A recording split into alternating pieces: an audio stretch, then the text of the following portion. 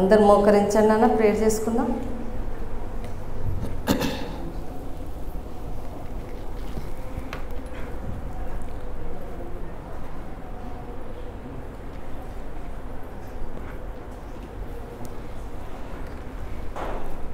దయగల తండ్రి, కృపల ప్రభా, నమ్మకమైన దేవా, నీ బంగారు పాదములకు స్తోత్రములు. నీ అపారమైన ప్రేమ చేత మరి ఒకసారి 10వ దినంన మేము BBS మరి కలిగి ఉండటానికి ఇచ్చిన నీ కృప కొరకే నీకు వందనములు ప్రభా. గడిచిన 9 రోజులు కూడా నువ్వు ఎంతో సహాయం చేసావు తండ్రి. నీకు వందనం, మాకు తోడుగా ఉన్నావు ప్రభా.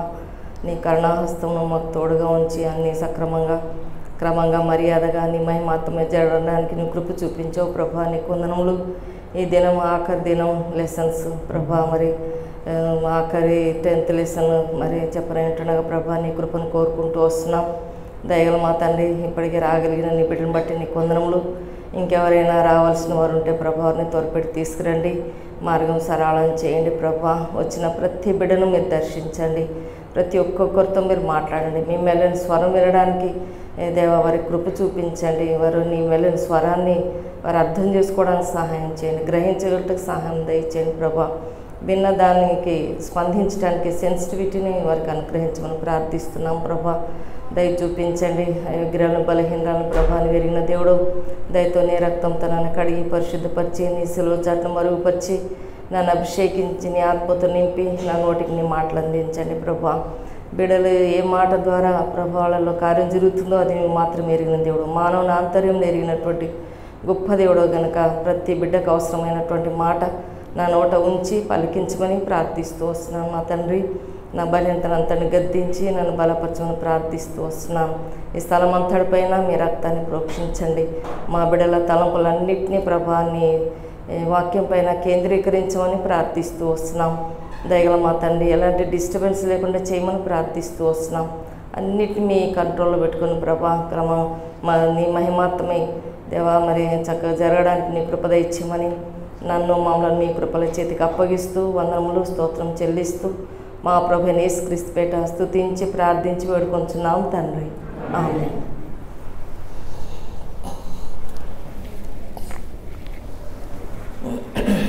మన థీమ్ తెలుసు కదా నాన్న, ఒకసారి చదవండి.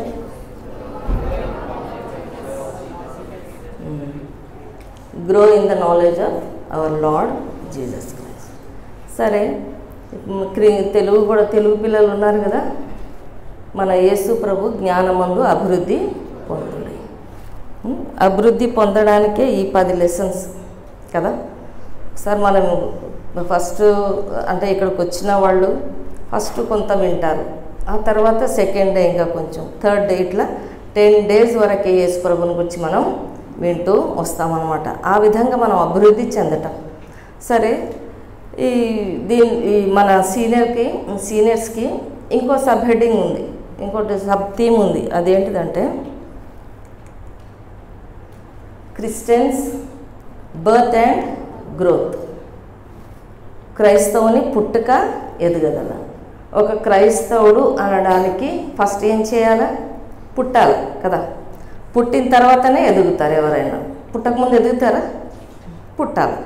కాబట్టి ఆ రీతిగానే యేసుక్రీస్తు ప్రభువుని మనము ఎప్పుడైతే పాపలు ఒప్పుకొని మారుమనసు పొందుతామో అప్పుడు మన జన్మం ప్రారంభమవుతుంది, ఒక క్రైస్తవుని జన్మము ప్రారంభమవుతుంది. తర్వాత అది పుట్టిన తర్వాత ఇప్పుడు ఏం చేయాలి? ఎదగాలి కదా.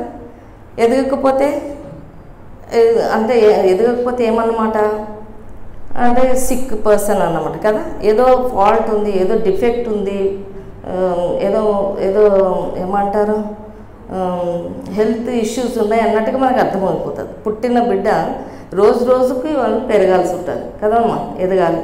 ఆ రీతిగా యేసు ప్రభుని నమ్మిన వాళ్ళు కూడా ప్రతిరోజు కూడా ఎదగవలసిందే.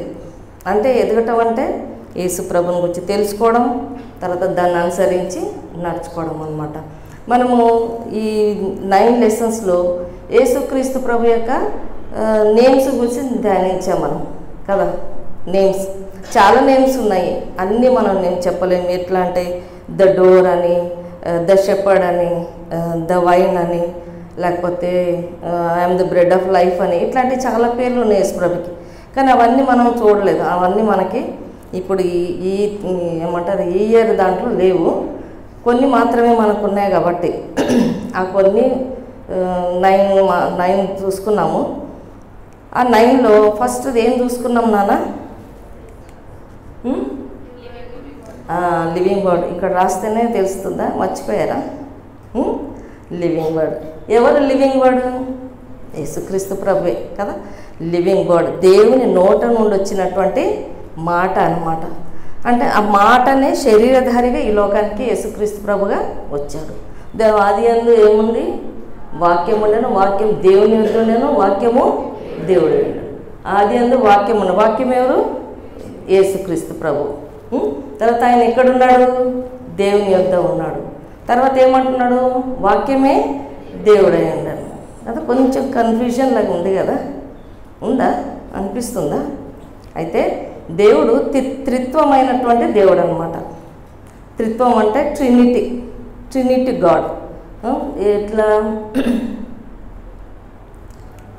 ఇప్పుడు ఇక్కడ చూడండి, ఏమనింది? ఫాదర్, తర్వాత సన్, తర్వాత హోలీ స్పిరిట్, ముగ్గురు కలిసి ఒకటే దేవుడు అన్నమాట. ఆయా కాలంలో దేవుడు ముగ్గురు వ్యక్తులుగా తను బయలుపరుచుకున్నాడు అన్నమాట. ఎట్లా? ఫస్ట్ ఫాదర్గా, యెహోవా దేవుడిగా మరి పాత నిబంధన గ్రంథంలో పిలువబడ్డాడు కదా, అంతా దేవుడైన యెహోవా, దేవుడైన యెహోవా అని మనం చదువుతాం. తర్వాత యేసుక్రీస్తు ప్రభు ఈ లోకానికి వచ్చాడు, తన ప్రాణం నర్పించాడు. యేసుక్రీస్తు ప్రభువుని గురించి మనం ధ్యానించాం. తర్వాత ఇప్పుడు యేసుక్రీస్తు ప్రభు ఫిజికల్గా లేడు కదా, ఫిజికల్గా లేడు కాబట్టి ఇప్పుడు ఎవరున్నారు మా మధ్యలో? హోలీ స్పిరిట్ కదా. అంటే ముగ్గురు ఒకటే. ఒక మాట రాసింది, ఏమనుంది? జాన్ 14:9లో యేసు నన్ను చూచినవాడు తండ్రిని చూచి ఉన్నాడు అనమాట. యేసుప్రభు ఏమన్నాడంటే, తోమ అడుగుతాడు, ప్రభా మాకు యేసుప్రభుని చూపించు. ఫిలిప్ అడుగుతాడు, చూపించమనంటే ఏమంటాడు?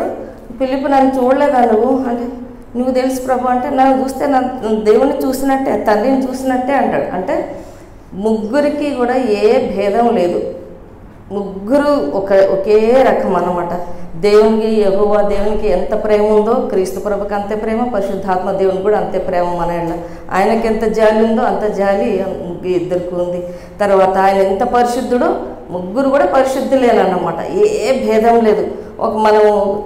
మన ఫ్యామిలీలో ఒకవేళ ఫాదరు మదరు ఇంకోరు ఉన్నారు అని అంటే, ఏదైనా ఒకటి మనం అడిగామనంటే ముగ్గురు 3 ఆన్సర్స్ చెప్తుంటారు కదా, 3 మెంబర్స్ కూడా డిఫరెంట్ ఆన్సర్స్ చెప్తూ ఉంటారు.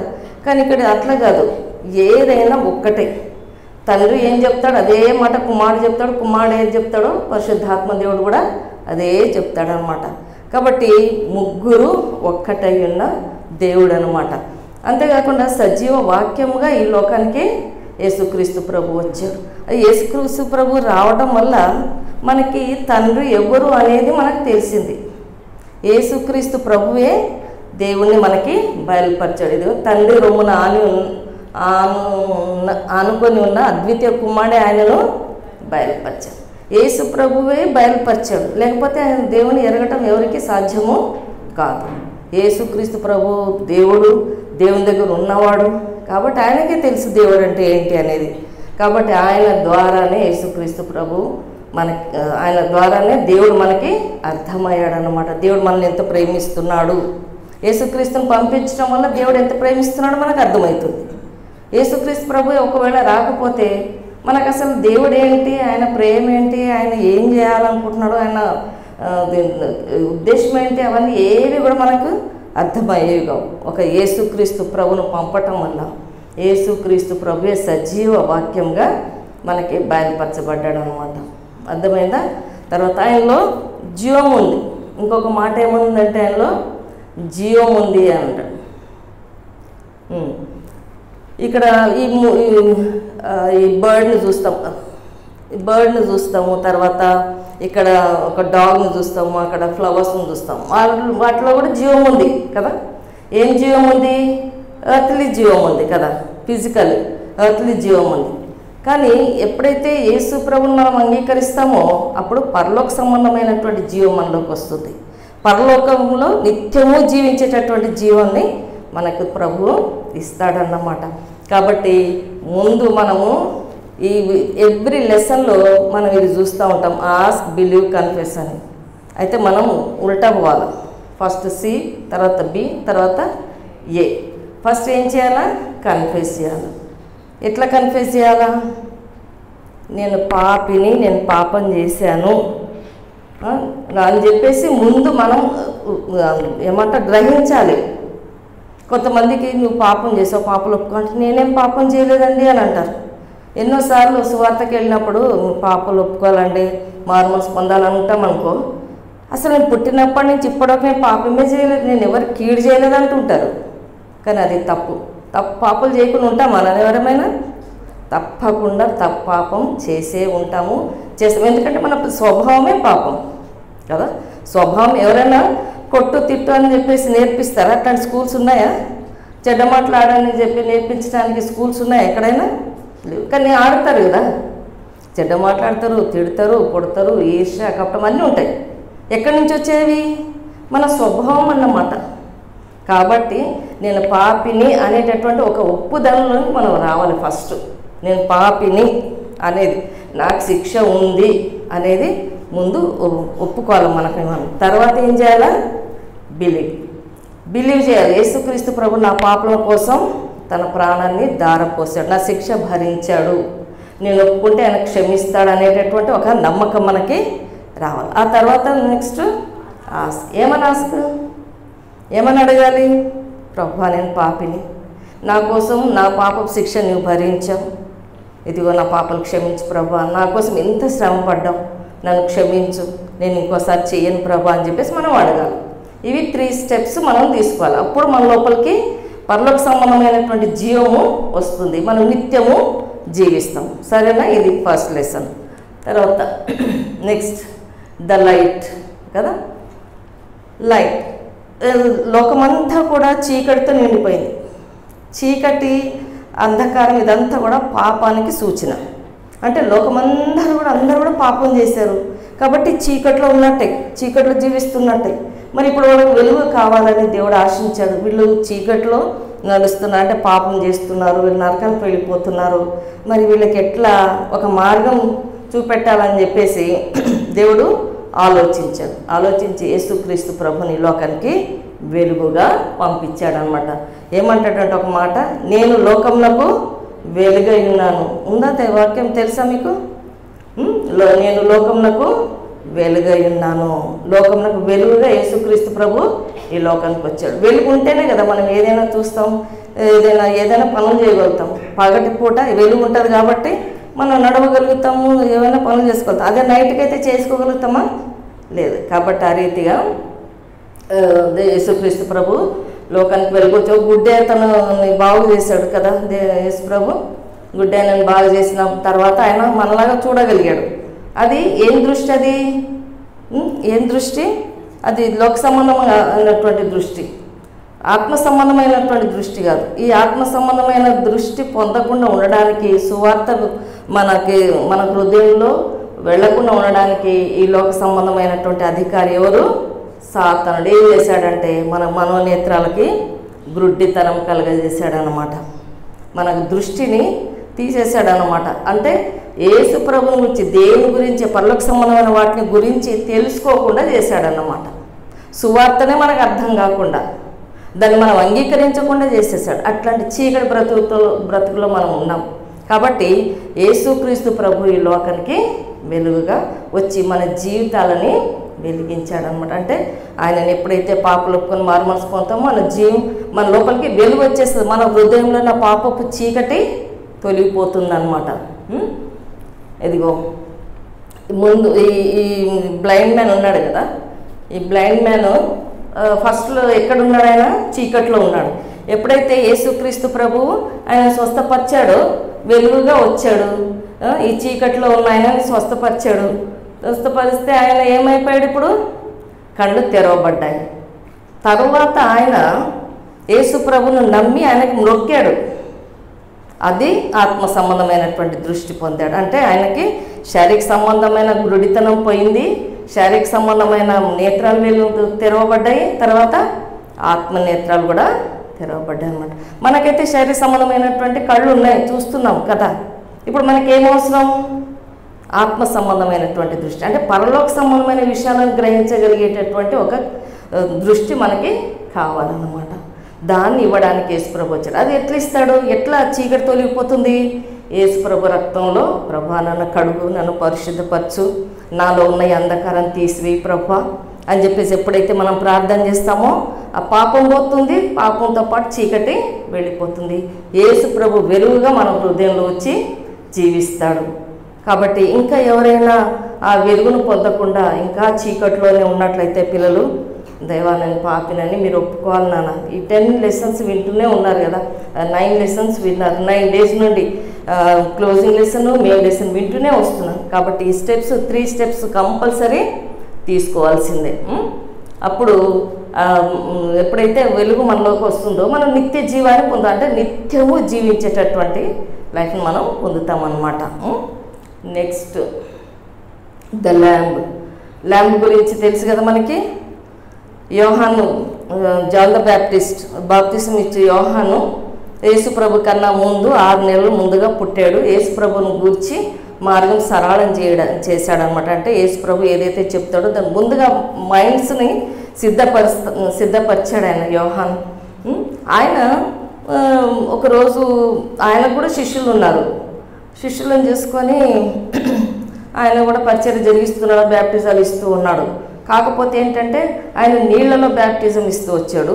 అయితే యేసుప్రభు అగ్నితో బాప్తిజం ఇవ్వడానికి వచ్చాడు. అగ్ని అంటే పరిశుద్ధాత్మలో బ్యాప్టిజం ఇవ్వడానికి ఆయన వచ్చాడనమాట. అంటే శారీరక సంబంధమైనటువంటి బ్యాప్టిజం, అంటే మనం ఇప్పుడు బ్యాప్టిజం తీసుకుంటాం కదా, ఇట్లా బ్యాప్టిజం ఇవ్వడానికి యోహాను వచ్చాడనమాట. అయితే ఈ యోహాను శిష్యులతో పాటు ఉన్నప్పుడు అక్కడి నుంచి కొంచెం దూరంలో యేసుప్రభు వెళుతూ ఉన్నాడనమాట. వెళుతుంటే అప్పుడే ఏం చేస్తాడంటే, చూడండి ఏమంటాడంటే, లోక పాపమును మోసుకొని పోవు దేవుని గొర్రెపిల్ల. ఫస్ట్ జాన్ 1:29 ఉంది, చూడండి ఒకసారి.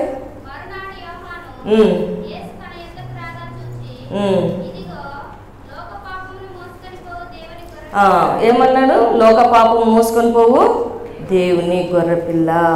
దేవుడు బయలుపరచాడు, ఇదిగో ఈయననే నేను పంపించినటువంటి నాకు ప్రియ కుమారుడు, ఈయననే లోక పాపం మోసుకొని పోయి ఆయన సిలువలో ప్రాణం పెట్టబోతున్నాడని యోహానుకు బయలుపరిచాడు. కాబట్టి చూడగానే చెప్పేస్తాడనమాట. చెప్తే ఆయన దగ్గర కూడా శిష్యులు ఉన్నారు కదా, ఆయనకు కూడా కొంతమంది శిష్యులు ఉన్నారు.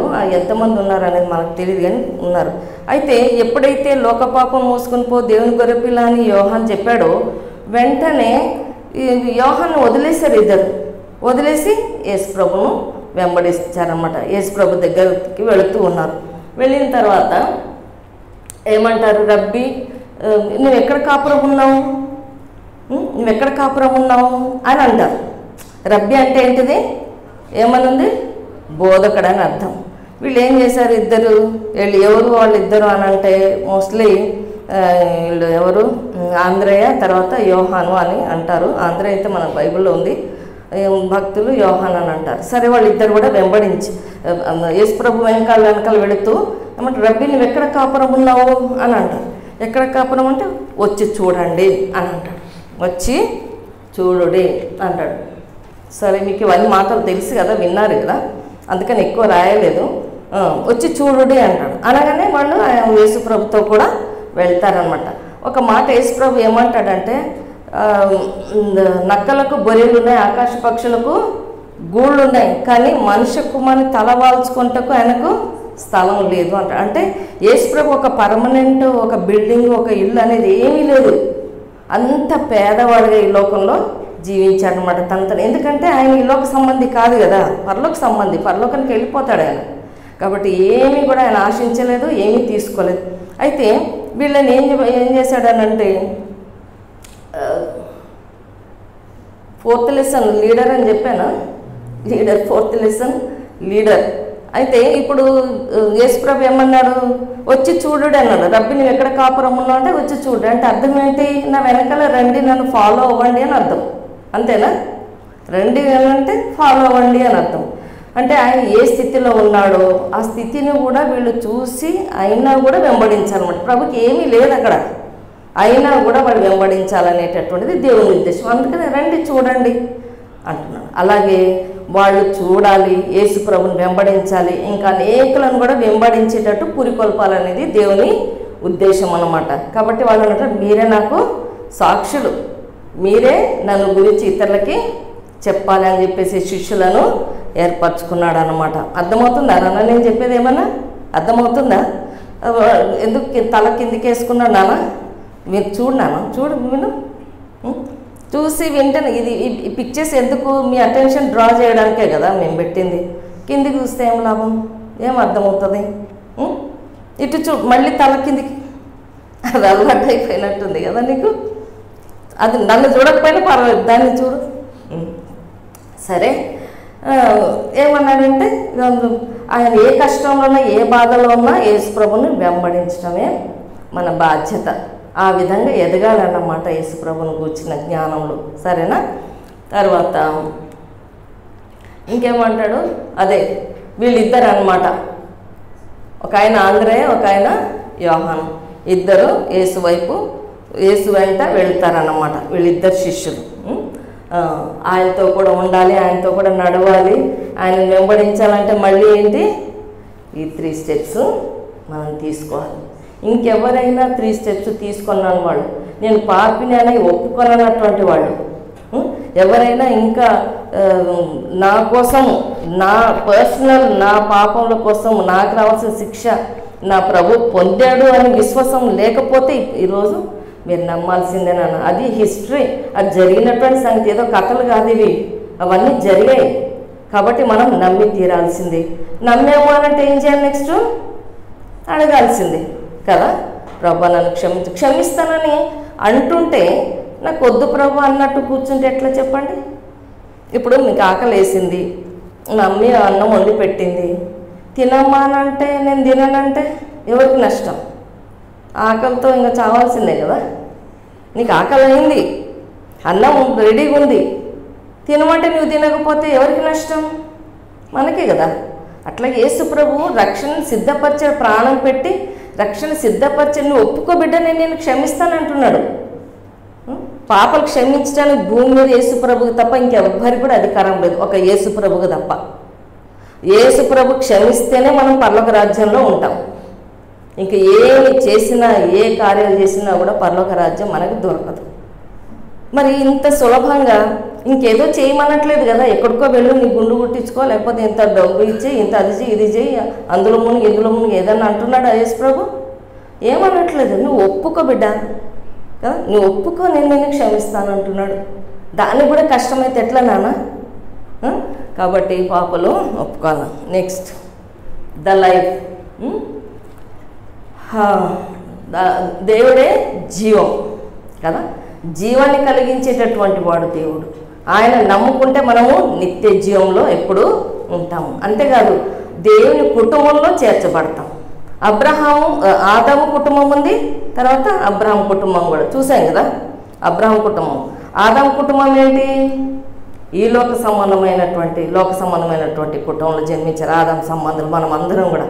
కానీ అబ్రహాము దేవుని నమ్మేను, అది అతనికి నీతిగా ఎంచబడినని రాస్తుంది కదా. అంటే ఆయన దేవుని కుటుంబంలోకి వచ్చాడు. అట్లా మనం కూడా ఎప్పుడైతే మనం పాపలు ఒప్పుకుంటామో దేవుని కుటుంబంలోకి వస్తాం. ఇప్పటివరకు మనం ఆదాము కుటుంబంలో ఉన్నాము, పాపలు ఒప్పుకున్నంత వరకు కూడా మనం ఆదాము కుటుంబంలోనే. కాబట్టి ఆదాము సంతానం అంతా చేసిన తప్పులన్నీ మనం చేస్తూనే ఉంటాం. కానీ ఎప్పుడైతే మనము యేసు ప్రభువుని నమ్ముకొని మనం పాపాన్ని తొలగించుకుంటామో, కడుక్కుంటామో, విడిచిపెడతామో, దేవుని కుటుంబంలోనికి మనము చేర్చబడతాం. ఆ విధంగా దేవుని కుటుంబంలో మనం ఉండాలని కోరుతున్నాడు. ఇప్పుడు కుటుంబంలో రక్షింపబడిన వాళ్ళందరూ కూడా ఒకే కుటుంబం. అర్థమవుతుందా నాన్న? రక్షింపబడిన వాళ్ళందరూ కలిసి ఒకే కుటుంబం, అది దేవుని కుటుంబం. ఇప్పుడు ఒక కుటుంబంలో ఉన్న వ్యక్తులు ఎట్లుండాలి? కొట్లాడుతూ ఉండాలా? ఎట్లుంటారు? మామూలు మన అక్క చెల్లెళ్ళు అన్నదమ్ములు ఉన్నాం కదా, ఎట్లుంటే ప్రేమతో ఉంటామా లేదా? ఎవరైనా వచ్చి కొడుతుంటే ఊరుకుంటామా? మా అక్క కదా కొట్టనిలే అని అంటామా? మా తమ్ముడిని కొట్టని అంటామా? వాళ్ళ విషయంలో చాలా శ్రద్ధ ఉంటుంది కదా. కాబట్టి మనం దేవుడు ఏమంటున్నాడంటే, ఎవరైతే పాపాలు ఒప్పుకొని మారు మనసు పొంది దేవుని కుటుంబంలో జన్మించారో, దేవుని కుటుంబంలో జన్మించిన వ్యక్తులుగా ఉన్నారో, వాళ్ళందరూ కూడా ఒకరి పట్ల ఒకరు ప్రేమ కలిగి ఉండాలి, ఒకరి పట్ల ఒకరు ఏమంటారు సహాయకులుగా ఉండాలి, ఒకరినొకరు ఆదరించుకుంటూ ఉండాలి, ఒకరికొకరు ప్రార్థన చేసుకుంటూ ఉండాలి, ఒకరికొకరు సహాయం చేసుకుంటూ ఉండాలి. ఇవన్నీ కూడా ప్రభు కోరుతున్నాడు. ఆ విధంగా లోకరీతిగా మనం ఎట్లా సహాయం చేసుకుంటామో అట్లా ఆత్మీయంగా కూడా మనం సహాయం చేస్తాం. అంటే ఒకరికొరకు ప్రార్థన చేసుకోవడం, ఒకరికి విషయాలు ఏవైనా అర్థం కాకపోతే బైబిల్ చెప్పడం, ఇలాంటివి అన్నమాట. అర్థమవుతుందన్న శారీరక సంబంధమైనవి చేయాలి, ఆత్మ సంబంధమైనవి కూడా చేయాలి. తర్వాత క్షమించుకోవాలి ఒకనొకరు. ఇప్పుడు మా అక్క చెల్లెళ్ళు కానీ అన్నదమ్ములు కానీ కొట్లాడితే ఇంకా మాట్లాడకుండా ఉంటారా? ఏం చేస్తారు? ఫోన్లో మళ్ళీ రేపు మాట్లాడతారు, ఈరోజు కొట్లాడతారు, మళ్ళీ ఈవినింగ్ కల్లా మాట్లాడతారు. అట్లా ఆత్మీయంగా కూడా మనం కూడా అట్లాగే మన పట్ల ఎవరైనా తప్పు చేస్తే వారిని క్షమించాలి, వాళ్ళతో మాట్లాడాలి, అంత కలిసి ఉండాలి. తర్వాత వేరే వాళ్ళ విషయంలో కూడా శ్రద్ధ కలిగి ఉండాలి.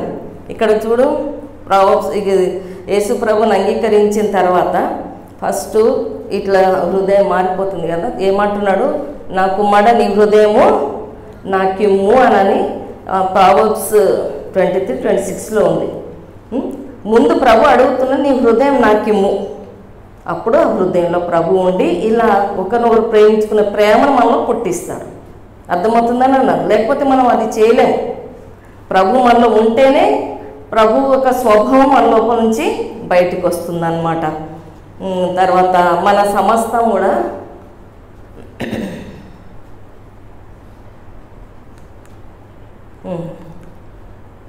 ఇట్లా ప్రభుకి మనము మన సమస్తాన్ని కూడా అప్పగించాలన్నమాట. My life my whole being cheerful give అంటే మనకు సమస్తం కూడా మన ప్రభుకి అప్పగించడానికి మనము ఇష్టపడాలా. సరేనా? నెక్స్ట్ ఏంటి? ద రాక్ అంటే బండ. యేసుప్రభుని ఏంటి బండతో పోల్చడం అనిపిస్తుంది కదా కొన్నిసార్లు. బండకి యేసుప్రభుకి ఏమైనా సంబంధం ఉందా కదా? కానీ పోల్చి చెప్పారనమాట. అప్పుడు ఇశ్రాయేల్ ప్రజలకి నీళ్ళు అవసరమైంది అరణ్యంలో కదా.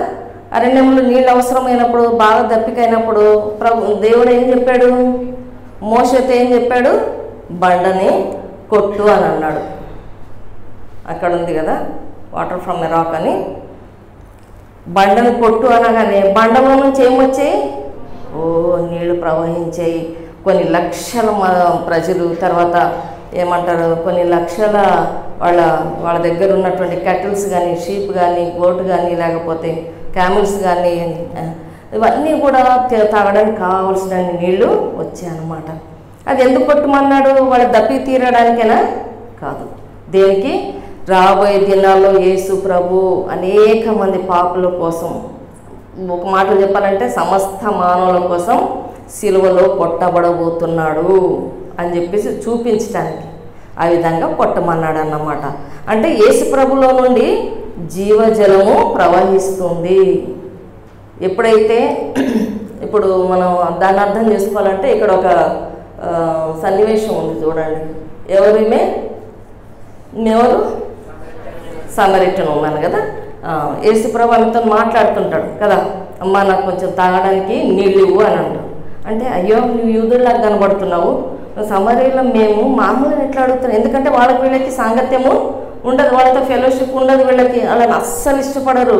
అక్కడి నుంచి వస్తున్నారంటే ఇటు నుంచి వెళ్ళిపోతారనమాట. ఎందుకంటే వాళ్ళు మిక్స్డ్ బ్రీడ్ అనమాట. యూదులు తర్వాత వేరే అన్యజనులను చేసుకోవడం వల్ల ఏర్పడినటువంటి సంతానం వాళ్ళని సమరీలు అంటారు. కాబట్టి అట్లా వీళ్ళు ప్యూర్ కాదు, ప్యూర్ జ్యూస్ కాదు అని చెప్పేసి వాళ్ళని చాలా దూరం పెడతారు. వాళ్ళ దగ్గర అసలు పోను కూడా పోదు, చూడని కూడా చూడరు అనమాట. అయితే ఇక్కడ ఈయన యూదుడైనటువంటి యేసుప్రభు ఏమంటున్నాడు? వాటర్ అడుగుతూ ఉన్నాడు. అడిగేసరికి ఆశ్చర్యమైంది. అట్టెట్లా అడుగుతున్నావు, మీరు ఎట్లా అడుగుతున్నారంటే, అసలు నేను ఎవరో నీకు తెలుసా? నేను నీళ్ళు అడుగుతున్నానంటే నువ్వు నన్నే అడుగుతావు. అసలు లెక్కకి నేను నీకు జీవజలాన్ని ఇస్తాను. నేను ఇచ్చే నీళ్ళు తాగావంటే ఇంకెప్పుడు కూడా తప్పివ్వను అని అంటాడు. అంటే అయ్యో అవునా అని చెప్పేసి నాకు ఈ ప్రభు అని అంటే నాకు ఇవయ్యా, నాకు ఆ నీళ్ళు ఇవ్వనంటే సరే నీళ్ళు నీ భర్తను తీసుకురా అని అంటాడు. ఆమె భర్తలు ఉన్నారా? ఉన్నారు. అంతకుముందు ఉన్నారు ఎంతమంది? 5 మెంబర్స్. ఇప్పుడు కూడా ఒకడు ఉన్నాడు, కానీ ఆమె కూడా భర్త కదా. అంటే ఆమె జీవితం ఎంత ఇదిగా ఉందనేది మనకి ఇక్కడ అర్థమవుతుంది కదా. చాలా చెడ్డ స్త్రీ అని అనిపిస్తుంది, కానీ ప్రభు చెడ్డవాళ్ళనే మార్చడానికి లోకానికి వచ్చాడు కదా. సిక్కున్న వాళ్ళకి మరి డాక్టర్ అవసరం కదా, హెల్దీగా ఉన్న పర్సన్ డాక్టర్ ఏం అవసరం? ఈరోజు ఫైనల్ రివిజన్ ఉంది కాబట్టి మీరు టైంని దాన్ని ఏం చూడొద్దు, మీరు లెసన్ మాత్రం చూడండి, సరేనా? అయితే ఇక్కడ యేసు ప్రభు ఆమెతో మాట్లాడి ఆమెకి చెప్తే ఇంకా ఆమె అవును అని చెప్పేసి దందని ఆ కుండ విడిచిపెట్టి వాళ్ళు ఊళ్ళో దగ్గరికి వెళ్తుంది. అక్కడ కింద ఉంది కదా, ఊళ్ళోకి వెళ్తుంది.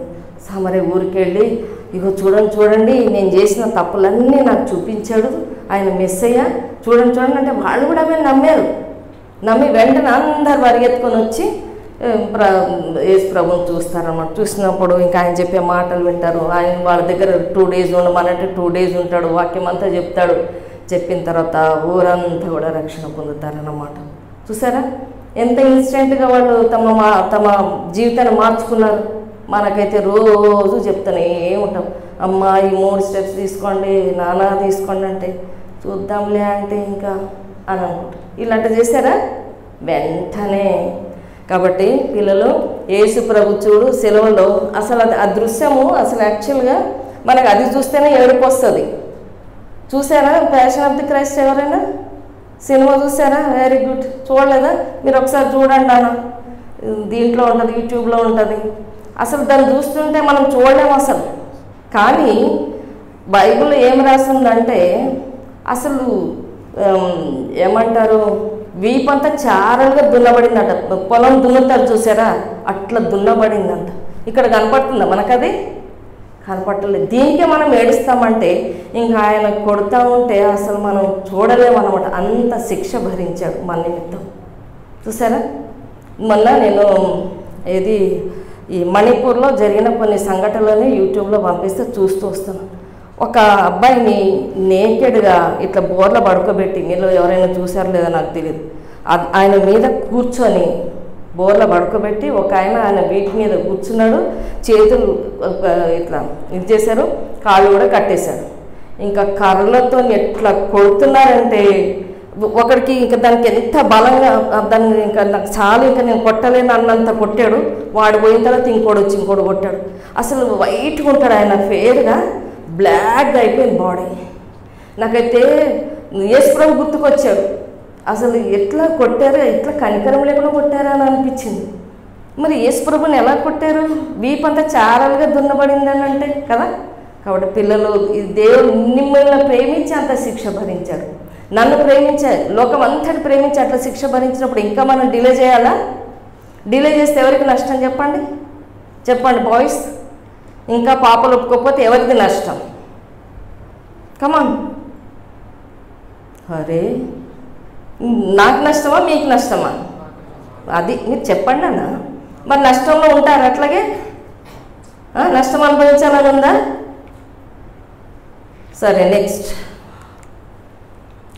ఏంటి? ద లార్డ్ అన్నప్పుడు యేసు ప్రభుని మనం ప్రభువుగా అంగీకరిస్తాం. పాపలు ఒప్పుకున్నప్పుడు ప్రభు నా హృదయంలోనికి రా, నన్ను నడిపించని చెప్పేసి మనం ప్రార్థన చేసుకుంటాం. ప్రభు మన హృదయంలో ఉంటాడు.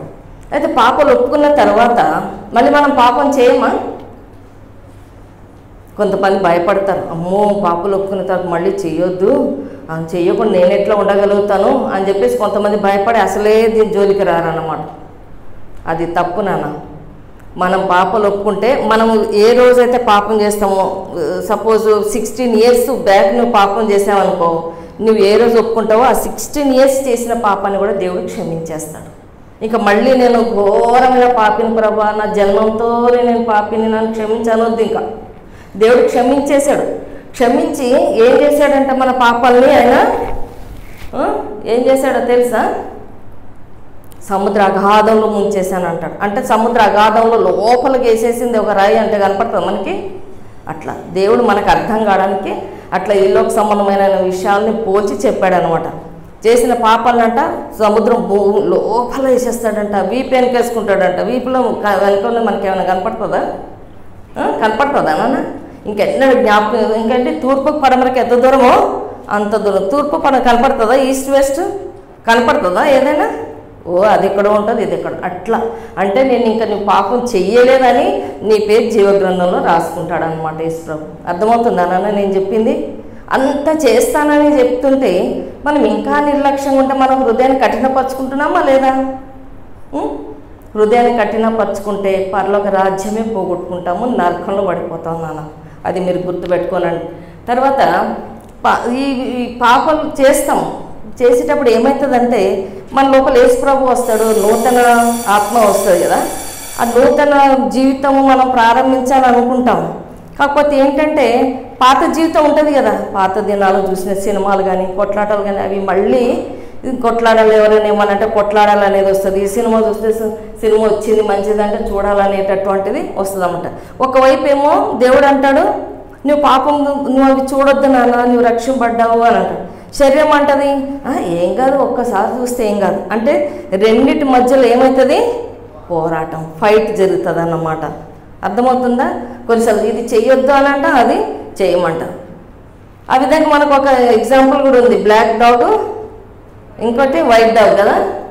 సర్లే, బ్లాక్ డాగ్ వైట్ డాగ్ అంటే రెండు స్వభావాలు అన్నమాట. బ్లాక్ డాగ్ ఏమో శరీర సంబంధమైంది, పాత జీవితం.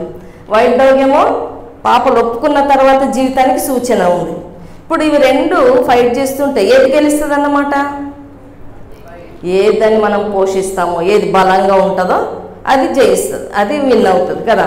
అట్లా మనము ఆత్మీయంగా స్ట్రాంగ్గా వాక్యం చదువుకుంటూ ప్రార్థన చేసుకుంటూ మీటింగ్లోకి వెళ్తూ వాక్యానుసారంగా జీవించడానికి ఇష్టపడితే ఇట్లాంటి బ్లాక్ డాగ్స్ని ఓడించేస్తామన్నమాట. వాటి మీద జయాన్ని మనము పొందగలుగుతాం. దానికంతటి వాక్యం చదువుతూనే ఉండాలి, మీటింగ్కు వస్తూనే ఉండాలి వీలైనంత వరకు.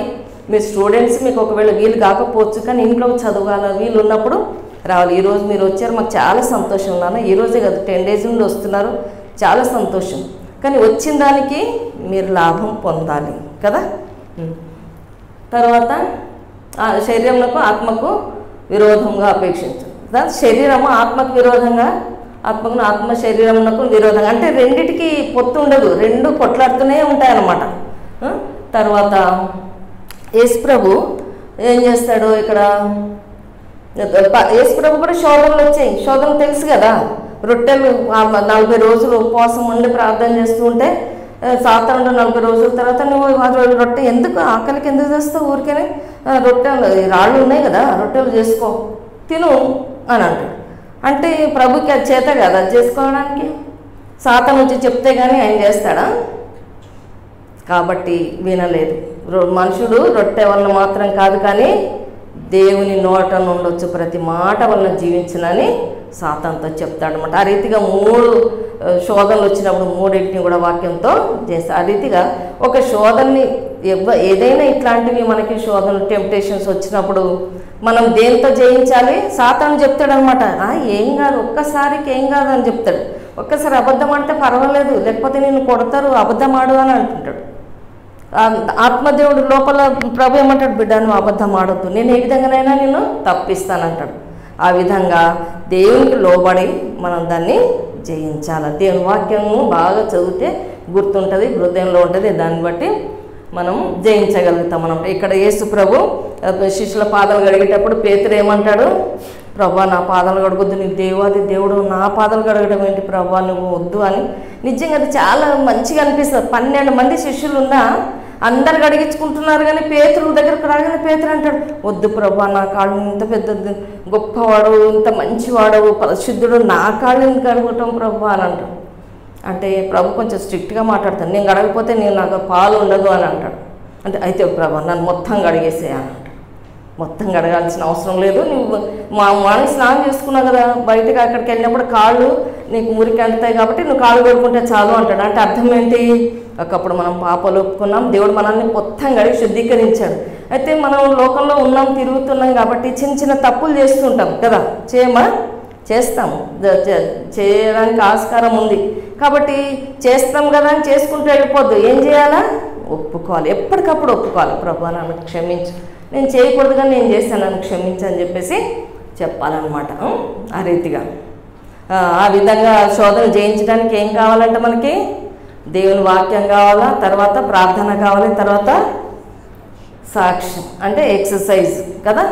అది ఆత్మీయ ఆహారం ఏంటి వాక్యము, తర్వాత స్వచ్ఛమైన గాలి అంటే ప్రార్థన, ఇది సాక్ష్యం కదా. అంటే సాక్ష్యం అంటే ఏంటి, నువ్వు ఏ విధంగా పాపం రక్షింపడ్డావో అది చెప్పడం అనమాట, అంతే. అర్థమైందా? నేను చెప్పాను కదా నిన్న కూడా. అందుకని మీకు సాక్ష్యం చెప్పండి, దేవుడు మయంపరచబడతాడు. దేవుని గురించి చెప్పినప్పుడు దేవుని సంతోషిస్తాడు నాన్న మిమ్మల్ని గురించి. దేవుడు ఇంత గొప్ప కార్యం చేసి మనం సంతోషపరిచి పరలోక రాజ్యం ఇస్తుంటే మనం ఆ మాత్రం 2 మాటలు చెప్పలేమా ప్రభు గురించి? సరే, ఇక్కడ చెప్పడం ఒక ఎత్తు అయితే, బయట మీ ఫ్రెండ్స్కి చెప్పండి, మీ రిలేటివ్స్కి చెప్పండి, మీకు తెలిసిన వాళ్ళకి చెప్పండి. నేను పాపలు ఒప్పుకున్నాను, నా జీవితం, మరి నువ్వు కూడా పాపలు ఒప్పుకోలేకపోతే నరకానికి వెళ్ళిపోతావు అని చెప్పేసి 2 మాటలు చెప్తే చాలు నాన్న ఆ విధంగా చేయడానికి. అది దేవునికి లోబడి ఉండేది అపవాదిని ఎదిరించు. దేవుని మాటకు విధేయత చూపించి సాతానును మనము ఎదిరించాలి. తర్వాత ఇప్పుడు కంఫర్టర్ అంటే ఆదరణకర్త, పరిశుద్ధాత్మ దేవుడు. యేసు ప్రభు చనిపోయి వెళ్ళక ముందు ఏమన్నాడు, నేను వెళ్ళిపోతున్నాను, నన్ను చంపేస్తారు, అయినా కూడా నేను 3వ దినాన్ని లేచి వెళ్ళిపోతాను అంటే వీళ్ళకి చాలా ఇదైపోతుంది.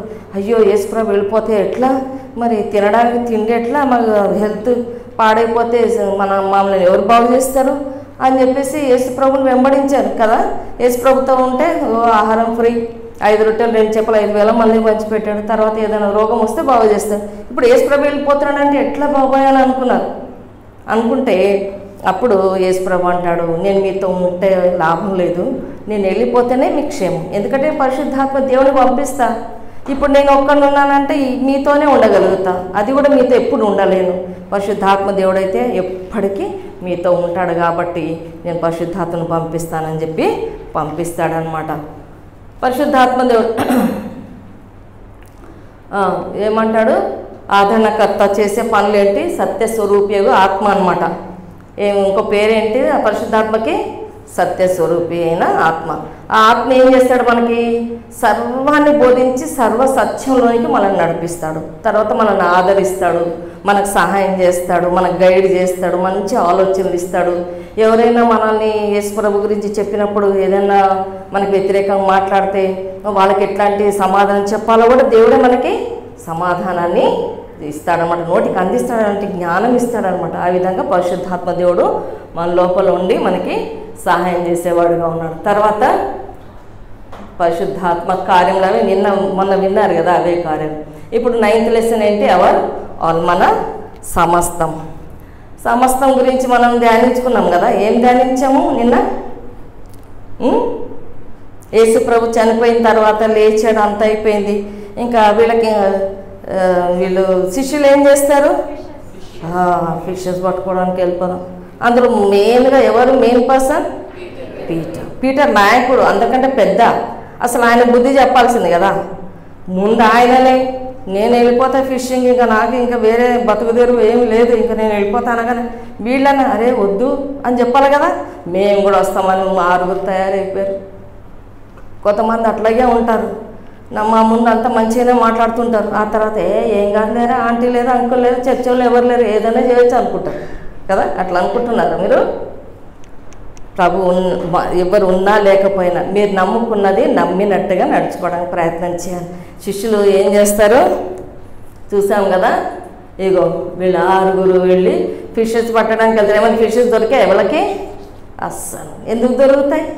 యేసు ప్రభు ఏం చెప్పాడు, మీరు సర్వలోకానికి వెళ్ళి సర్వసృష్టికి సువార్త ప్రకటించండి అని అంటే, నాకు సాక్షులు ఉండండి అంటే, అనేకులను శిష్యులుగా చేయండి అంటే, వీళ్ళేమో చేపలు పట్టడానికి వెళ్ళారు. మళ్ళీ వాపస్ ఎక్కడ? బిజినెస్కి. కాబట్టి మనం పాత జీవితానికి వెళితే మనం ఏమి పట్టలేమన్న సంగతి ఇక్కడ మనకు అర్థమవుతుంది. అవునా కదా నాన్న? కనబడుతుంది కదా మీ అందరికీ. యేసు ప్రభు లేకుండా నాకు వేరుగా ఉండి మీరేమీ చేయలేరని యోహాను సువార్త 15వ అధ్యాయం 5వ వచనంలో ఉంది. నాకు వేరుగా ఉండి మీరేమీ చేయలేరు. ఒక కొమ్మ చెట్టులో ఉన్న ఒక కొమ్మ నరికేమనుకో, నరికి అక్కడ పడిస్తే ఏమైపోతుంది? ఎండిపోతుంది. ఫలిస్తుంది ఏమైనా? అట్లాగే యేసు ప్రభు చెప్పిన మాట వినకుండా మనం ఏదో చేద్దాం అనుకుంటే దానివల్ల నష్టమే కానీ లాభం ఏమీ ఉండదు నాన్న. ముందు యేసు ప్రభు నమ్ముకొని ఏది చేసినా ఆయనను అడుక్కుంటూ ప్రార్థన చేసుకుంటూ ఉంటే అన్నీ కూడా మనకి సక్సెస్ఫుల్గా జరుగుతాయి. కాబట్టి యేసుప్రభు ఏం చేశాడు, వీళ్ళంతా యేసుప్రభు వచ్చి ధరిని నిలబడతాడు. ఎక్కడ ఉందడు ఫోటో, సరే అది లేదులే. యేసుప్రభు వాళ్ళు చేపలు పడుతుంటే ఏం చేస్తాడంటే అక్కడ దూరం అక్కడ నిలబడతాడు. ధరిని అంటే ఒడ్డుకు నిలబడతాడు అన్నమాట. సముద్రంలో కదా చేపలు పట్టేది. ఒడ్డున నిలబడి చూస్తూ ఉంటాడు.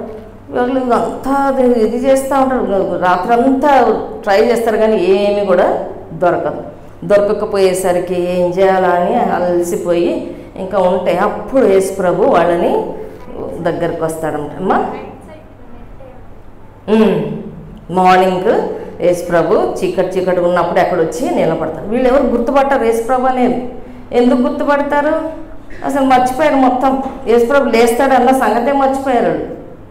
కాబట్టి ఎవరో ఉండొచ్చు అని అనుకున్నా. కానీ దగ్గరకు వచ్చి పిల్లలారా మీ దగ్గర ఏమైనా ఉందా తినడానికంటే, ఏమైనా ఉందా? వాళ్ళకి ఏమీ లేదు, తినడానికి కూడా ఏమీ లేదన్నమాట. అట్లాంటి పరిస్థితి వచ్చింది వాళ్ళకి. యేసుప్రభు చెప్పిన మాట వినకుండా ఉండటం వల్ల. కాబట్టి దేవుడే మళ్ళీ కనికరించి ప్రభువే మళ్ళీ ఆయన అక్కడ మంట పెట్టి చేపలు రొట్టెలు అవన్నీ కాల్చి వాళ్ళకి ఇస్తే అప్పుడు తిన్నారు. తర్వాత అప్పుడు వాళ్ళని అడిగి అందరు తిన్న తర్వాత పేతురుని ఏమని అడుగుతాడు? నువ్వు నన్ను ప్రేమిస్తున్నావు, వీరందరికంటే నువ్వు నన్ను ప్రేమిస్తున్నావా పేతురు అని చెప్పేసి 3 times అడుగుతాడు. 3 times నేను ప్రేమిస్తున్నాను ప్రభు, నీతో నేను ప్రేమిస్తాను, అది నీకే తెలుసు కదా ప్రభు అని అంటాడు. అన్నప్పుడు నేను నిన్ను ప్రేమిస్తున్నానని చెప్పేసి చెప్తాడు. ఇప్పుడు మనం చెప్పగలుగుతామా? ఏమ్మా నువ్వు ప్రభుని ప్రేమిస్తున్నావు అంటే, అవునంటే నేను ప్రేమిస్తాను. ఎంతమంది చెప్పగలుగుతాను నాన్న? చేయొద్దని చూద్దాం. నేను యేసు ప్రభుని ప్రేమిస్తున్నాను. Very good. చెయ్యొత్తని వాళ్ళు ఇంకా ప్రేమించడం లేదన్నమాట. ప్రభు అయితే ప్రేమిస్తున్నాను నాన్న మిమ్మల్ని. కాబట్టి మీరు ఈ ఛాన్స్ని పోగొట్టుకోవద్దు. మళ్ళీ ఛాన్స్ మనకు దొరుకుతుందనే గ్యారెంటీ ఏమీ లేదు. సరే, ప్రభు అప్పుడు అంటాడు, నువ్వు ఒకవేళ నిజంగా నన్ను ప్రేమిస్తే అసలు మనము సపోజ్ నేనే ఉన్నాను అనుకో, వెళ్ళి ఏమంటాను, నువ్వు నన్ను ప్రేమిస్తున్నాను అంటే నీకు తెలుసు కదా అంటే, ప్రేమిస్తే మరి ఇదేం పనమ్మా అని అంటాను నేను కదా, అంటానా అన్నా. కానీ యేసుప్రభు అట్లా మాట్లాడలేదు, ఏం మాట్లాడలేదు. నా గొర్రెలను మేపు, నా గొర్రె పిల్లలను కాయి, నా గొర్రెలను మేపు అని అంటాడు. అంటే చిన్న పిల్లలను కూడా వాక్యం చెప్పాలి. చిన్నపిల్లలు అంటే ఎవరు? ఆ చిన్న కేజీ సెక్షన్ కాదు, అదొకటి కరెక్టే. కానీ యేసు ప్రభువుని అప్పుడే అంగీకరించినటువంటి వాళ్ళు చిన్నపిల్లలు. అర్థమవుతుందా నాన్న?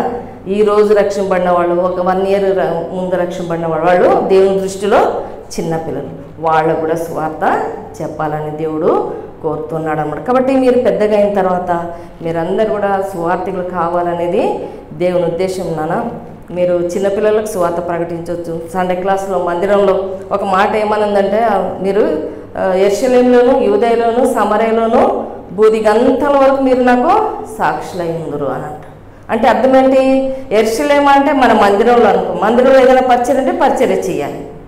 సమరయ అంటే మందిరం విడిచి ఈ మన హైదరాబాద్ ఏరియా, మనం తెలంగాణ అనుకోండి, అక్కడ ఏదైనా ట్రాక్ట్స్ ఇవ్వడము ఆ విధంగా చేయొచ్చు. తర్వాత ఏమంది? సమరయ అంటే మన ఇండియా అంతట్లో వెళ్ళలేము, కానీ ఏదైనా డబ్బులు ఇచ్చి మనం సహాయం చేయొచ్చు. మనం ఇష్టమైతే సహాయం పరిచర్య చేసేవాళ్ళకి. ఒకవేళ బూదిగంతల వరకు అంటే మనం వెళ్ళగలుగుతామా?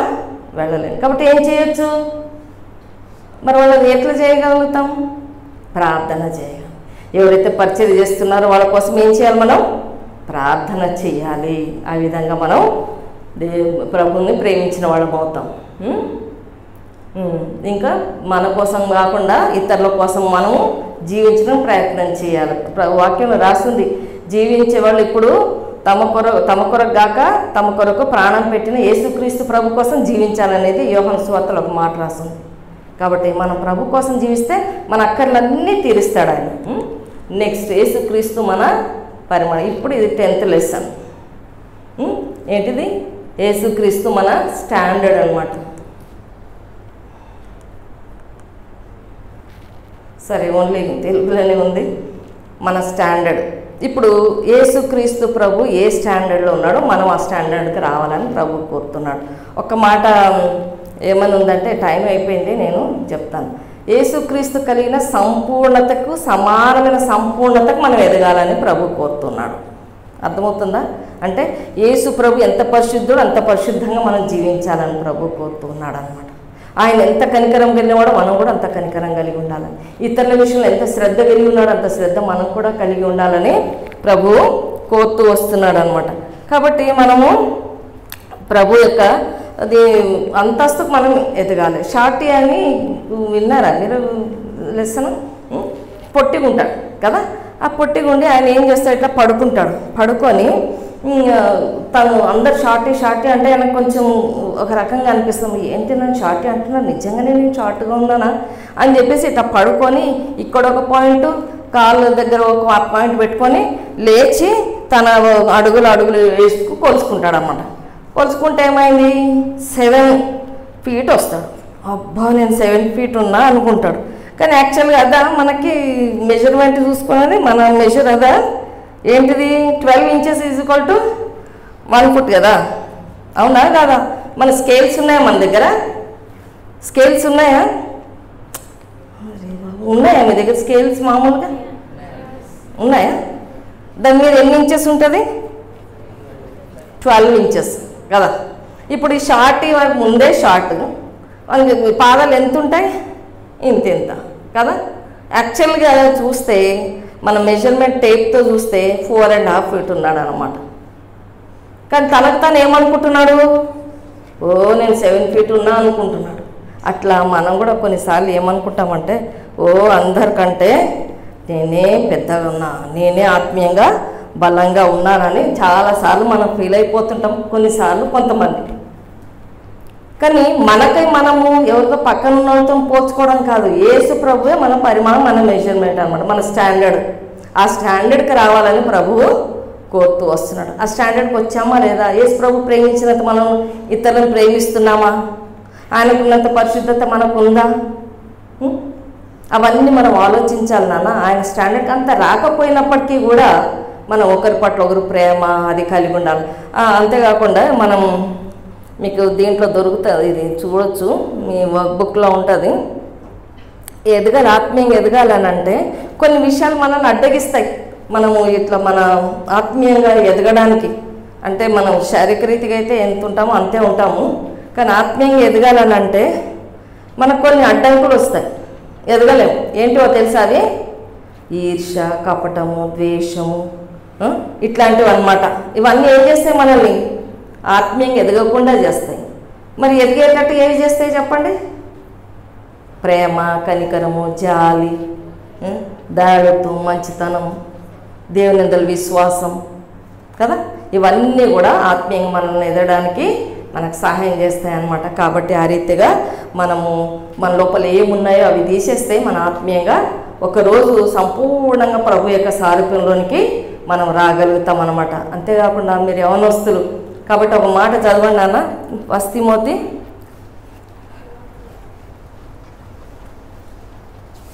1 తిమోతి చూడండి 4:12 తెలుగులో చదవమ్మా.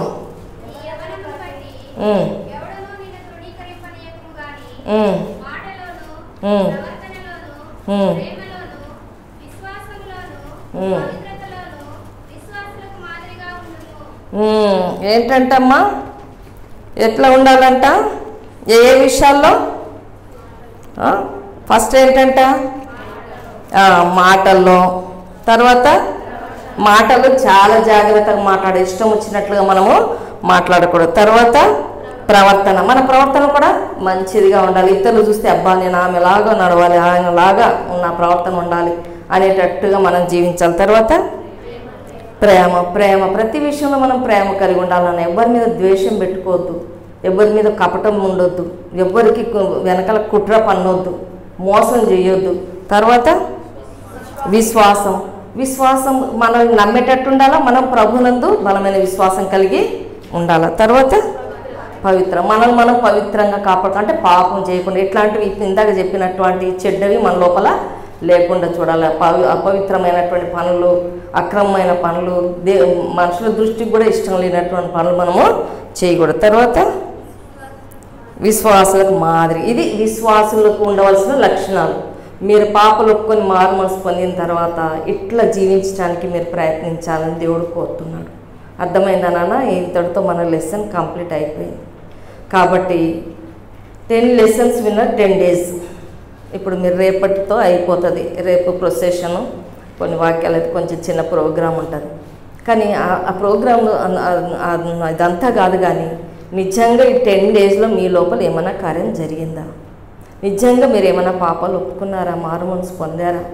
3 steps తీసుకున్నారా? మీరు పాపి అని గ్రహిస్తున్నారా లేదా? పాపి అని గ్రహించినప్పుడు పాపికి రావాల్సినటువంటి శిక్ష ఏంటిది? మరణం. అది 2వ మరణం, అగ్నిగుండం. మరి పాపలు ఒప్పుకోకపోతే అది తప్పకుండా మీరు అనుభవించాల్సింది. ఒకవేళ ఎవరైనా 3 steps తీసుకున్నట్లయితే వాళ్ళు ఎక్కడుంటారు? పరలోకంలో ఉంటారు. ఆ తర్వాత ఇవన్నీ కూడా మనం కలిగి ఉండాలి. ఈ ఫస్ట్ తిమోతి 4:12 లాగా మనం జీవించినట్లయితే మనం పరలోక రాజ్యంలో నిత్య జీవంలో మనం ఉంటాం. మీకోసం ఎంత మొత్తం సంఘం అంతా కూడా కొన్ని లక్షల డబ్బులు వెచ్చించి అంటే స్పెండ్ చేసి మీకు వాక్యం నేర్పిస్తున్నాం. ఎందుకన్నానా? మీరు నరకానికి వెళ్ళొద్దు. ఎవ్వరు కూడా నరకానికి వెళ్ళొద్దు. ప్రతి ఒక్కరు పరలోక రాజ్యంలో ఉండాలనేది ఉద్దేశం. కాబట్టి ఇంత స్పెండ్ చేసి ఇంత ప్రొద్దునే లేసి మేము వస్తున్నాము ప్రార్థన పూర్వకంగా, మేము రోజు మీకోసం ప్రార్థన చేస్తున్నాము, ప్రార్థన పూర్వకంగా సిద్ధపడుతున్నాము. మీరు కూడా ప్రొద్దున లేసి వస్తున్నారు, ఇంత టైం గడుపుతున్నారు. దీనివల్ల మీకు ప్రయోజనం కలుగుతుందా? ఏమైనా ప్రయోజనం కలిగిందా? అవునంటే నేను ఇక్కడికి వచ్చినప్పటి నుంచి నాకు చాలా మేలు జరిగింది అనేవాళ్ళు ఒకసారి చేయొద్దండి. నేను బీబీఎస్కి రావడం వల్ల నాకు చాలా మేలు జరిగిందంటే అసలు అని అనేవాళ్ళు ఒక్కసారి చెయ్యొద్దండి అన్న చూస్తా.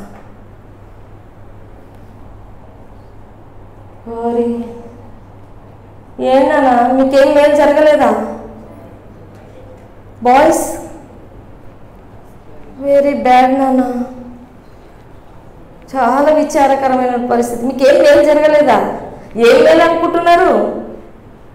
ఏదైతే డబ్బు వచ్చి దొరికిందని కాదు, ఆత్మీయంగా మీరు ఏదైనా మేలు పొందారా లేదా? గర్ల్స్ కొంతమంది చెయ్యత పైకి ఎత్తన్నారా? వీళ్ళకి తెలియాలి. ఇంతమంది చూడు, మీకేమైందా అన్న? నాకు అర్థం కాదు. ఏం దేవుడు ఏం మాట్లాడలేదా? ఏం మాట్లాడలేదా నాన్న? ఎవరు మాట్లాడారు? ఎవరితో మాట్లాడారు? దేవుడు చేయొద్దండి ఒకసారి. ఇప్పుడు ఎత్తిన వాళ్ళు ఎత్తండి. Very good. Only 4 members, 5, 6. అయ్యో దేవా, అయితే నేను ఇంత గంట సేపు మా వాకింగ్ అంతా వేస్టేనా? అయితే 9 days అంకుల్ వాడు వాకింగ్ చెప్పారు, అది వేస్టేనా? నాన్న మీరు వేస్ట్ చేసుకుంటే మీ లైఫే వేస్ట్ అయిపోతుంది. అది మీరు గుర్తుపెట్టుకోనండి. దేవుడు మాట్లాడుతున్నాడు మీతో. ఈ మాటలకి మీరు స్పందించాలి, మీరు రియాక్ట్ అవ్వాలి, మీరు ఒప్పుకోవాలి. ఒప్పుకుంటేనే పరలోక రాజ్యంలో ఉంటారు. ఈరోజు ఇప్పుడు నేను ప్రార్థన చేసేటప్పుడు ఎవరెవరైతే మీరు పాపలు ఒప్పుకోలేదో ఒప్పుకోవడానికి ప్రయత్నం చేయండి. నేను చెయ్యెత్తమనను, నేనేమనను. మీ మనసులో మీరు ప్రార్థన చేసుకున్నాను, ప్రభు నేను పాపి, నన్ను క్షమించని చెప్పేసి. సరేనా? మోకరించండి, ప్రార్థన చేద్దాం.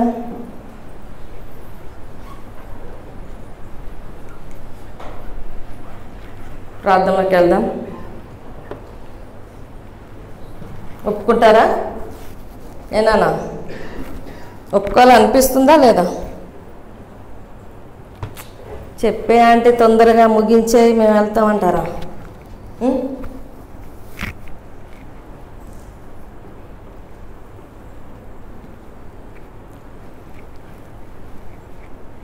చాలా బాధేస్తుంది నాకు. 9 మంది అంకుల్ వాళ్ళు చెప్పిందంతా వేస్ట్ అయిపోయింది బాయ్స్ విషయంలో అనిపిస్తుంది నాకు. గర్ల్స్ అయితే పర్వాలేదు. ఎందుకు నా ఇంత హృదయాన్ని కఠినపరుచుకుంటున్నారు? అర్థం అవ్వట్లేదా? నాకు అది చెప్పండి ఒక్క మాట. నాకు అర్థం కావాలేదా అంటే ఫ్రీగా నేను ఏం అనుకోను. మీరు ఒక్కసారి చెయ్యొద్దండి. నాకైతే అర్థం కాలేదా అంటే అన్నవాళ్ళు చెయ్యొద్దండి. నాన్న ఇంత చెప్పారు కానీ నాకేం బుర్రకెక్కలేదు అనేవాళ్ళు చెయ్యొద్దండి. అరే దానికి కూడా ఎత్తారా? అంటే మీకు అర్థమైందన్నమాట. అర్థమయ్యి కూడా మీరు ఎత్తట్లేదన్నమాట, మీరు ఒప్పుకోవట్లేదన్నమాట. ఇంకెవరు రక్షిస్తారు నాన్న ఇంకా మిమ్మల్ని? సరే నేను ప్రార్థన చేస్తుంటా, మీరు మీ మనసులో మీరు ప్రార్థన చేసుకోండి. ప్రభు నాలో ఉన్న ఈ కఠిన హృదయాన్ని తీసివేయి ప్రభా అని చెప్పేసి ప్రార్థన చేసుకోండి. బాయ్స్, గర్ల్స్, నాన్న మీరు ఎవరైనా పాపలు ఒప్పుకున్న వాళ్ళు ఉంటే ఏం చేయాలి? ప్రభా నేను మళ్ళీ పాపం చేయకుండా నీకు సాక్షిగా నిలబడటానికి ఒక విశ్వాసికి ఉండవలసిన లక్షణాలు కలిగి నేను ఉండడానికి నాకు సహాయం చేయమని మీరు ప్రార్థన చేసుకోండి. నాన్న ప్రార్థన చేద్దామా? కళ్ళు మూసుకోండి, స్ట్రైట్గా నీల్ డౌన్ చేయండి. దయగల తండ్రి, కృపల ప్రభ, నమ్మకమైన దేవాన్ని బంగారు పాదములకు స్తోత్రములు. నీ అపారమైన ప్రేమ చేత మాకు అనుగ్రహించిన మన సమయాన్ని బట్టి మనం స్తుతిస్తూ ఉన్నాం. నీ వాక్యం విన్నారు. ఈ 15 రోజులు ప్రభా నీ బిడ్డలను కంటిన్యూస్గా తీసుకొచ్చావు తండ్రి. ఎంతో జాగ్రత్తగా తీసుకొచ్చావు ప్రభా. ఎంతో ఏ ఆశతో వచ్చారో మాకు తెలియదు కానీ ప్రభా నీవే వాళ్ళు వచ్చిన దాన్ని బట్టి దేవాన్ని కనికరించి వాళ్ళను జ్ఞాపకం చేసుకో. నీ మెలని స్వరానికి ప్రభా విధేయత చూపించగలిగినట్లుగా సహాయం చేయండి. బాయ్స్లో నువ్వు కార్యం చేయండి. కఠిన హృదయాన్ని రాతి గుండెని తీసివేయి ప్రభా. దేవా నువ్వు ఎంత ప్రాణం పెట్టావు, ఎంతగా కొట్టబడ్డావు తండ్రి. నీవు పొందిన శిక్షను ఏ మానవుడు వర్ణించలేడు, వివరించలేడు ప్రభా. అంత గొప్ప మరణాన్ని నువ్వు పొందిన రక్షణ సిద్ధపరిస్తే ఉచితంగా ఇస్తున్నావు ప్రభా. కానీ దేవా తీసుకోవడానికి రెడీగా లేరు కొంతమంది బిడ్డల వారిలోనూ. కార్యం చేయ ప్రభావాన్ని దర్శించమని మేము బ్రతమాలుతూ వస్తున్నాం తండ్రి. ఒక్క బిడ్డ కూడా నశించుకోవడానికి ఇష్టం లేదు ప్రభా. వీళ్ళందరూ కూడా ఒకరోజు నీ రాజ్యంలో కనబడాలని నువ్వు కోరుతున్నావు కాబట్టి ఇంత గొప్ప పరిచర్యను దేవా నువ్వు జరిగించావు తండ్రి. అందరిని బట్టి నువ్వు స్తుతిస్తూ బిడ్డలో నువ్వు కార్యం జరిగించు. ఎవరైతే ఒప్పుకున్నారో, ఎవరైతే విధేయత చూపించారో వారందరిని బట్టి మీకు స్తోత్రం తండ్రి. వారిని నీ కొరకు నిలబెట్టుకోనండి, సాక్షులుగా వాడుకోనండి ప్రభా. విశ్వాసం ఉండవలసిన లక్షణంలో ప్రభా, ప్రేమ చూపించడంలో, ప్రవర్తనలో ప్రభా, విశ్వాసంలో మొత్తాన్నింటిలో వాళ్ళు ఎదగడానికి, మాదిరిగా ఉండడానికి ప్రభా నీ కృప దయచేయమని ప్రార్థిస్తున్నాం. కృప చూపించండి. ఈ రీతిగా బిడ్డలందరినీ దీవించండి. రక్షణ పొందే వరకు వారు చేయి విడవకమని వీళ్ళ బ్రతమాలతో వస్తాం. అంతవరకు వారిని కాపాడి భద్రపరచమని ప్రార్థిస్తాం. వారి చదువుల్లో మీరు తోడుగా ఉండండి, గొప్ప విజయాన్ని అనుగ్రహించండి. అయితే ఒక మాట ప్రభా, నీళ్ళ భయభక్తులు కలిగి ఉంటే జ్ఞానం మూలమని వారు తెలుసుకోవడానికి సహాయం చేయండి. నీళ్ళ భయభక్తులు నిలపడానికి నీ కృప దయచేయమని ప్రభా వీళ్ళ బ్రతమాలతో బిడ్డలందరినీ కూడా మీ చేతికి అప్పగిస్తూ ముందున్న సమయం మాకు ఆశీర్వాదకరంగా చేయమని మా ప్రభు విత్తబడని మాటలు నూరంతలుగా ఫలింపజేసి వారి హృదయంలో భద్రపరిచి పరిశుద్ధాత్మ ద్వారా ముద్ర వేయమని దేవా మేము బ్రతమాలుతూ మా ప్రభుని యేసుక్రీస్తు పేట స్తుతించి ప్రార్థించి వేడుకొంచున్నాం తండ్రి. ఆమేన్. ఓకే, ఇప్పుడు మనకి అయిపోయాయి, క్లాసెస్ అన్నీ అయిపోయాయి.